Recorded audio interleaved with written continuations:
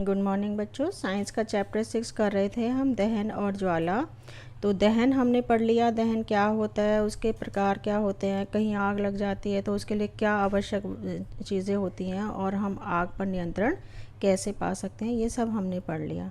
आज हम जानेंगे ज्वाला क्या होती है। ज्वाला आपने देखा हो, जैसे ही हम गैस को ऑन करते हैं तो ये जो यहाँ पर हमें ऐसे नज़र आती है, ये ज्वाला है। मोमबत्ती जलाते हैं तो ये ज्वाला है, या लालटेन जलाते हैं ये मोमबत्ती, ये कोई गैस का वो है तो बर्नर, तो ये तो आप देख रहे हैं इन सब के थोड़े कलर अलग हैं। ये निर्भर करता है कि इसको कितनी ऑक्सीजन मिल रही है और कौन सा पदार्थ जो है वो जल रहा है, इसलिए ज्वाला के अलग अलग कलर हो सकते हैं। अब है कि ज्वाला कौन से पदार्थ उत्पन्न करते हैं। दहन के समय वही पदार्थ ज्वाला उत्पन्न करेंगे जो वाष्पित होते हैं, यानी कि जिसमें वाष्प बनती है। जैसे हम जब मोमबत्ती जलाते हैं तो वो धागे से धीरे धीरे मोम पिघलकर इसमें जो वाष्प हैं वो ऊपर आते हैं और वो ही जलते हैं। अब इसको सिद्ध करने के लिए हम एक क्रियाकलाप कर सकते हैं। ये जलती हुई मोमबत्ती के पास हम एक पाइप लाएं और एक यहाँ पर हमें धुआं धुआं नज़र आएगा।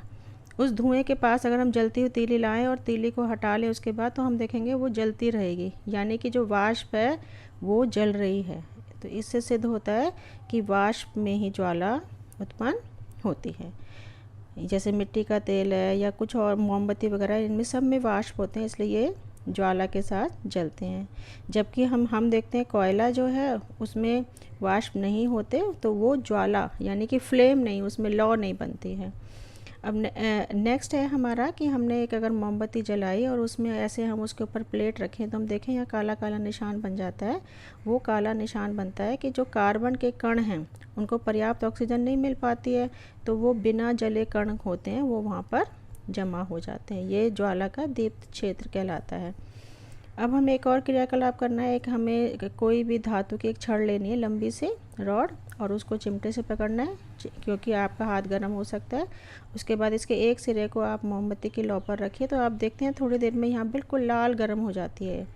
तो ये सिद्ध करता है कि इसका जो ये बाहरी जो लौ का ज्वाला का सबसे बाहरी जो क्षेत्र है वो सबसे ज़्यादा गर्म होता है, ये एकदम लाल हो जाता है। इसको अदीप्त क्षेत्र कहते हैं, ये सबसे अधिक गर्म होता है। हमने देखा है कि जो सोने चांदी को पिघलाने वाले सुनार होते हैं, जब हम उनसे कोई चीज़ सही कराने जाते हैं या वो कोई जो सोने के आभूषण या चांदी के आभूषण बनाते हैं, तो वो जो इसकी ज्वाला की सबसे जो बाहरी परत है उसको ऐसे पाइप से फूंक कर उस धातु पर, यानी कि सोने चांदी की चीज़ पर, उसको जो है वो फूंक मारते हैं। क्यों? क्योंकि सबसे जो बाहरी ज्वाला का सबसे बाहरी जो क्षेत्र है वो सबसे गर्म होता है और सोने चांदी को पिघलाने के लिए ज़्यादा तापमान चाहिए। ये मोमबत्ती का चित्र है, मोमबत्ती की ज्वाला का। ये बहुत इम्पॉर्टेंट है, ये सब बच्चों ने अपनी कॉपी में भी बनाना है और इसको समझेंगे कि सबसे जब हम ये मोमबत्ती की ज्वाला का सबसे बाहरी जो क्षेत्र है ये वास्तव में नीले रंग का होता है। तो यहाँ ये पूर्ण दहन का क्षेत्र है, यहाँ पर पूर्ण दहन हो रहा है और ये सबसे गर्म भाग होता है। तो हमने इसमें थोड़ा सा ऐसे दिखा देना है जिससे कि हमें ये क्षेत्र अलग अलग नज़र आए। उसके बाद जो हम पीला भाग देख रहे हैं वो आंशिक दहन है, यानी कि थोड़ा थोड़ा दहन हो रहा है, मध्य भाग है और वो कम गर्म है। और सबसे अंदर का भाग वो काला भाग होता है, वहाँ पर जो है वो सबसे अंदर का क्षेत्र है, वहाँ पर कोई दहन नहीं हो रहा। तो ये सबसे गर्म भाग होता है, सबसे कम गर्म भाग होता है।